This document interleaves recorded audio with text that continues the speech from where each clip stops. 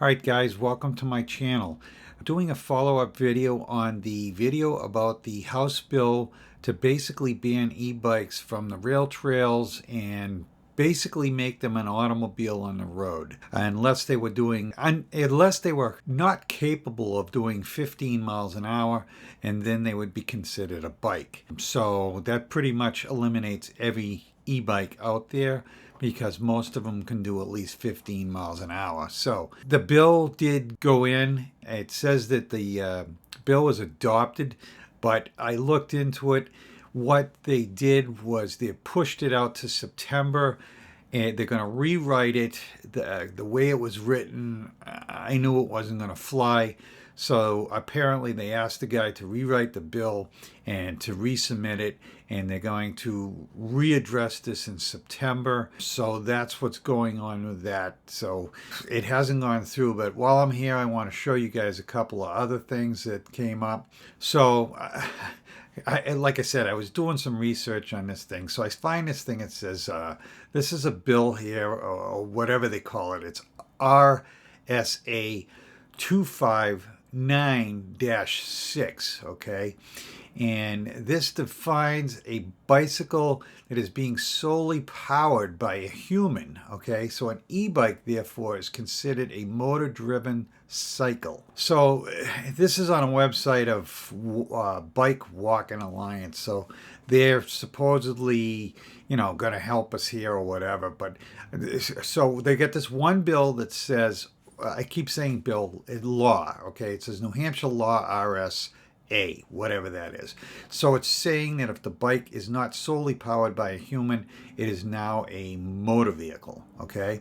So then they have the second bill here, and it's RSA 259-65, which states that an e-bike having less than 1 horsepower motor with a maximum electricity-driven speed of not exceeding 20 miles an hour is considered a motor-driven cycle, therefore considered a bicycle. Again, the federal laws all over the place. The state laws are all over the place. Something really needs to be done about this so that we know what direction we're going in. So I did want to show you, that's already come up. This is New Hampshire e-bike classifications, okay? And I find this interesting. Another person did a thing about a law in their state, I believe it was Wyoming, and he was saying it was crazy because Class 3 doesn't mention throttle. Well, it doesn't technically, because I've looked at it before, and technically you can't have a throttle for a Class 3. So let's look at the classes. Class 1, pedal assist, okay? Motor works only while pedaling, can only go up to 20 miles an hour. No age limit. Again, this is New Hampshire. No license necessary. Helmets for 16 and under. It can go on the road and trail riding. Class 2, throttle assist. In other words, it can have a throttle. Motor works at all times. Up to 20 miles an hour. No age limit. No license. Helmets needed for 16 and under. Can go on the road and the trails. Now, Class 3, pedal assist, 28 miles an hour. Works only while pedaling. Assist up to 28 miles an hour, 16 years or older to ride it, no license necessary. Helmets 18 and under, road only, okay? But it's saying right here, works only while pedaling. So, in the law, if you read it, the federal law does not mention, it says pedaling only, it does not mention a throttle. So those of us out there that have our bikes in Class 3 and we're riding around with a throttle, we're technically an out-of-class vehicle, which is crazy again. So the last thing that I wanted to show you, I told you this is going to be really brief.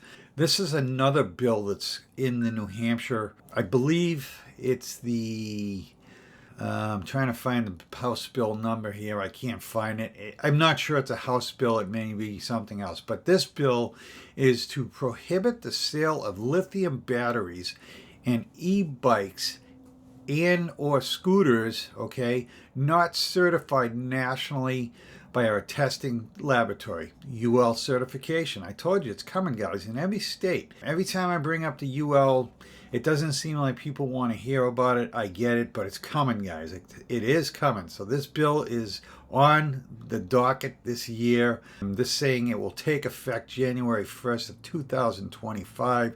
So, like I said, it's out there. They're trying to get this UL certification through.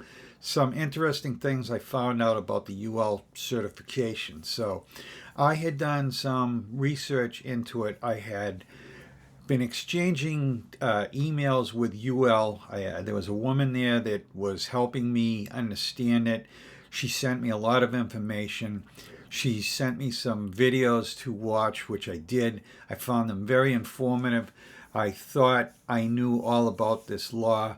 Well, I'm wrong, because she said that all these e-bikes would have to have a sticker on. Well, I'm not saying she said. The way it is put, these e-bikes to be UL certified would have a sticker on them. I've showed you the sticker before. Well, that's not the case. Well, it may be to have UL certification, okay? But you can get a company, an independent laboratory that has been certified to do the testing by UL, and then it can be to UL standards. So New York, because I looked up the law in New York, it does not have to be UL certified. It has to meet UL certification, and it has to be done by one of these laboratories, again, that has been approved by UL, so that they've been checked out and, vented and so on and so forth, so they know it's legit. So in New York, you can sell e-bikes that have paperwork with them that say that the batteries and everything in the bike is certified.